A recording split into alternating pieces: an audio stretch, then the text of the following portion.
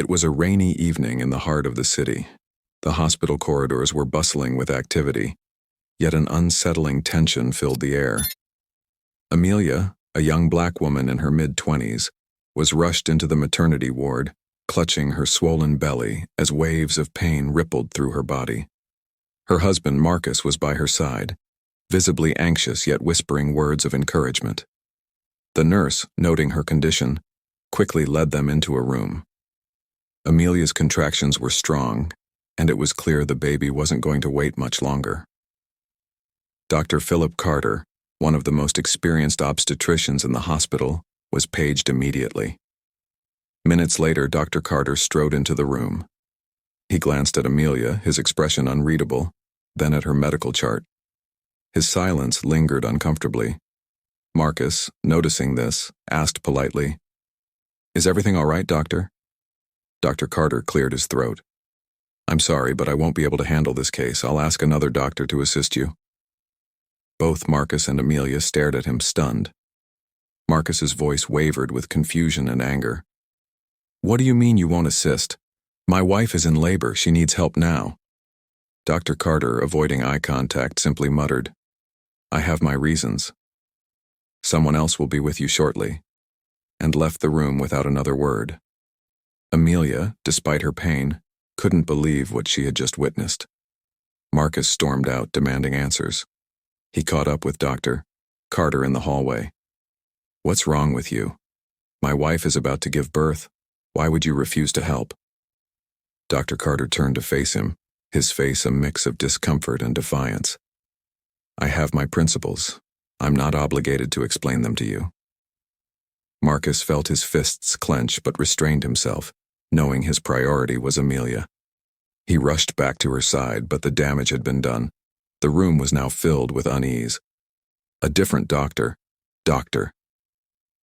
Elaine Porter arrived promptly and reassured them she would take care of Amelia. Her presence was calm and professional, and for a moment it seemed like things would be okay. But the ordeal wasn't over. As Dr. Porter prepared for the delivery, complications arose. The baby was in distress, and Amelia's blood pressure was dangerously high. The team worked tirelessly, but it became clear they needed specialized assistance. Marcus's heart sank as he realized Dr. Carter was the only one in the hospital with the expertise to handle such a critical case. Dr. Porter left the room briefly to seek Dr. Carter's help. Marcus and Amelia exchanged worried glances, their faith hanging by a thread. Moments later, Dr. Porter returned alone, her face apologetic. "He refused," she whispered, her voice barely audible. Marcus's chest tightened with rage and desperation. "He refused? How can a doctor refuse to save lives?" His voice cracked, and Amelia, despite her exhaustion, placed a trembling hand on his arm. "We'll get through this," she whispered, though even she wasn't sure how. The team did their best, and after what felt like an eternity, the baby's cries finally filled the room. The sound brought tears to Marcus's eyes, but the joy was short-lived. Amelia's condition had worsened during the process. She was bleeding profusely, and the team scrambled to stabilize her. Marcus stood frozen, holding his newborn son while watching his wife fight for her life. It was a cruel twist of fate. The man who could have made a difference had walked away. Elsewhere in the hospital, Dr. Carter sat in his office, staring blankly at the wall. His mind raced with thoughts he couldn't articulate. The guilt gnawed at him, but something deeper held him back. Whatever his reasons, they weighed heavily, though he didn't move to correct his choice. Back in the delivery room, Dr. Porter and the team managed to stabilize Amelia. The worst seemed to be over, but the emotional scars would remain. Marcus held her hand tightly, their baby cradled between them. As the hours passed, the news of Dr. Carter's refusal began to spread among the staff. Whispers filled the hospital, questions left unanswered. But the story wasn't over yet, and the truth about Dr. Carter's actions was about to come to light in the most unexpected way. 2 weeks later, Amelia and her baby, who they named Noah, were discharged from the hospital. Though the physical wounds had begun to heal, the emotional trauma lingered. Marcus had filed an official complaint against Dr. Carter, demanding an investigation into his actions. One morning, Marcus received a call from the hospital administrator, requesting a meeting. He and Amelia decided to attend together, both eager for answers. When they arrived at the hospital's administrative office, they found Dr. Carter waiting alongside the hospital board members. His face was pale, and for the first time, he looked vulnerable. The administrator, a stern woman in her 50s, began the meeting. "Mr. and Mrs. Jenkins," she started, "we have thoroughly reviewed your complaint. Dr. Carter has also provided his statement. Before we proceed, he has requested to speak directly to you." Amelia and Marcus exchanged skeptical glances, but nodded. Dr. Carter stood, his hands trembling slightly. He took a deep breath, then began. "I owe you both an explanation, though I'm not sure it will justify my actions. 25 years ago, I made a mistake, one that I've spent every day regretting. I was a young doctor, confident and careless. A black woman, much like you, Mrs. Jenkins, came to me during labor. She was in distress, but I was arrogant and dismissive.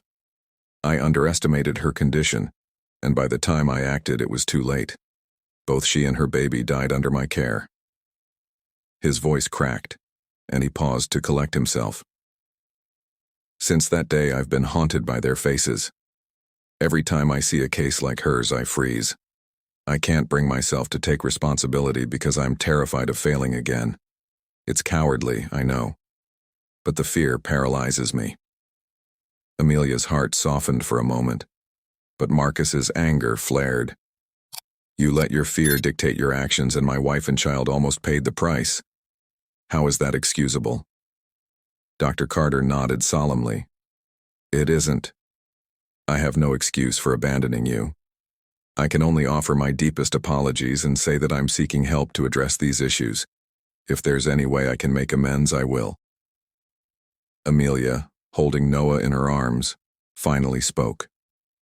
Her voice was calm, but firm. "You need to understand that lives are at stake. Your fear doesn't give you the right to turn away from people in need. If you want to make amends, ensure this never happens again, not to anyone." Dr. Carter nodded, his face etched with regret.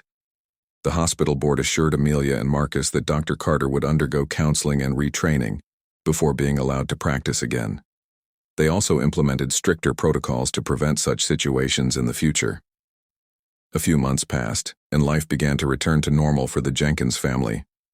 One day, as they visited the hospital for Noah's checkup, they were surprised to see Dr. Carter in the lobby. He approached them cautiously.